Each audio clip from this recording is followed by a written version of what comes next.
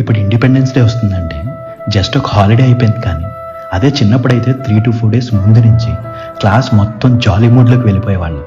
పెద్ద పని ఏంటంటే క్లాస్ని డెకరేట్ చేసుకోవడం. క్లాస్ మొత్తం డబ్బులు పోగు చేసుకుని కలర్ రిబ్బన్స్, ఫ్లాగ్స్తో క్లాస్ అంతా డెకరేట్ చేసేవాళ్ళం. టీచర్స్ ఎవరు కూడా క్లాసెస్కి వచ్చేవాళ్ళు కాదు. ఇలా ఒక 2 days ఫుల్ డెకరేషన్ చేసుకుంటానే ఉండేవాళ్ళం. కింద మీద పడి ఎలాగో కంప్లీట్ చేసి క్లాస్ టీచర్ని పిలిచి చూపించడం, ఆవిడిచ్చే కాంప్లిమెంట్స్కి మురిసిపోవడం భలేగా ఉండేది. ఆ తర్వాత అన్ని క్లాస్ రూమ్స్ తిరిగేవాళ్ళం ఎవరు బాగా చేశారు అని. ఇంకా August 15th రోజు పొద్దున్నే లేచి వైట్ డ్రెస్ వేసుకుని షర్ట్కి మన ఫ్లాగ్ పిన్ చేసుకుని స్కూల్కి వెళ్ళేవాళ్ళం. ఆ రోజు మెయిన్గా వెయిట్ చేసేది ఎందుకంటే ప్రేయర్ అయిపోయాక జనగణమన కూడా పాడేశాక లైన్లో నిలబెట్టి స్కూల్లో ఇచ్చే స్వీట్ అండ్ మిక్చర్ ప్యాకెట్ కోసం. ఆ ఐటమ్స్ తింటూ ఫ్రెండ్స్ అందరితో కబుర్లు చెప్పుకుంటూ అలా ఒక 1 hour గడిపేసి ఎవరింటికి వాళ్ళు వెళ్ళిపోయేవాళ్ళం. ఇంటికి వెళ్ళి యాజ్ యూజువల్గా